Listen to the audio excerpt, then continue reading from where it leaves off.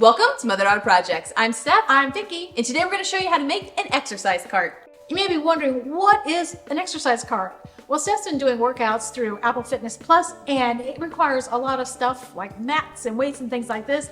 And she's been having it here in the corner, and it's not very attractive. So she came up with a really cool idea to hide away all the stuff. So come join us as we show you how this all came together. We're using a full sheet of 3/4 inch sanded plywood. We made most of the cuts using our Makita track saw.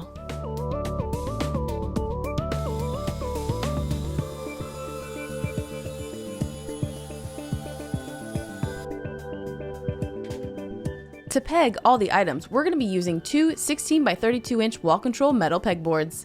All the measurements are based off these panels, and you can find a cut list on our website at motherdaughterprojects.com. We made two identical open face boxes. For more precise cuts, we're using our saw stop table saw. We use wood glue to attach all the sides. You can see I have some wall control shelves on the panel, and that was to make sure the wood sides were taller than the widest shelf. After we glued, we clamped everything and left it to dry. The next day, we unclamped and tested out the two boxes together. This is how they will sit. Off camera, Mom painted the boxes white, first using a primer, then with a Bayer latex paint. Before adding the wall control panels, I threaded some 1-inch strap buckles through the slats in the wall control panel to hold some of the equipment in place. I'll cut them to size at the end. I put the panel in place and secured it all with wood screws. I repeated the same process for the second box.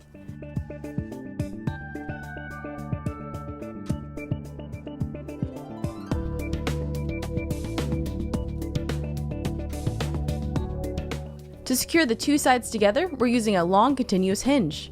I marked where to cut it and placed it in our clamping sawhorse and cut it with our portable bandsaw.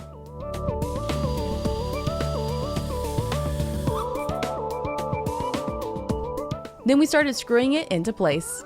To start each hole, I use a spring center punch to make an indentation. The back is not meant to be seen, so I had no problem with this visible hinge. On the front, we added two chest latches. Then we turned it on its side and added 4 casters to each side for a total of 8. With that in place, we put it on the ground and tested it out, and it worked perfectly. We thought the big white box was missing something, so we realized it would be cool if we made the Apple Fitness activity rings out of vinyl and attached it to the front. I cut out each of the individual colors, then added each one to the main sheet graphic. This was my third attempt, and it worked out really well.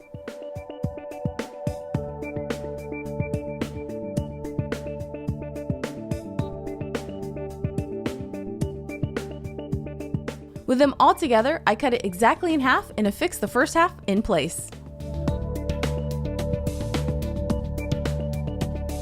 Once it was on, I took off the transfer tape and then I added the other side. I will say this ended up turning out way better than I expected, but I'm not sure how long it's going to last because we could only find the colors in removable vinyl, so we might end up putting a clear coat of poly on top of this just to hold it all in place. Now, if you have an Apple Watch or iPhone, you're probably familiar with the activity rings, but each color represents move, exercise, and stand goals, and your goal is to close all your rings each day. The box is done, time to fill it up. These items are specific to my needs, but can be customized to the equipment you have. These are my yoga blocks, and with them in place, I cut the strap and melted the edge so it would not fray. This purple item is for relieving back pain, and I've never been able to find a place to store it, so it's perfect right behind my yoga mat. These top items I use for my tennis elbow exercises, and I have some heavier weights on the bottom. Lastly, I cut the yoga mat strap to size and burned the edge.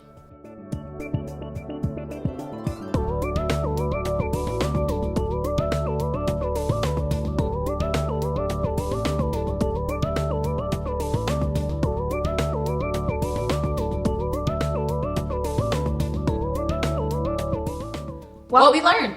Now the look of this actually came from the design of our TV stand that we made a couple years ago. So I actually wanted to keep this the natural plywood color, but once we put the boxes together, there was some gapping and some things we needed to fill in with wood putty, so that would not have looked good in its natural state. So that's why we ended up painting it white. After it was white is when we realized, ooh, it'd be cool with this little graphic, and a great reminder to me to close my rings each day. Now we ended up using 8 wheels on this for stability because once it's open, you still need 4 wheels on each side.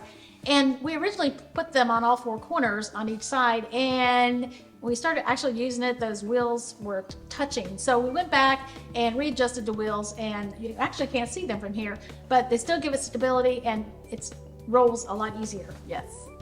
And just as a reminder, we use latex paint on this, and latex paint is dry to the touch, in a matter of days, hours actually, but it remains sticky. So it's a great idea to not put anything on top and to leave your box open until it fully cures, and that takes about 30 days. Literally takes about 30 days to do that. Yeah.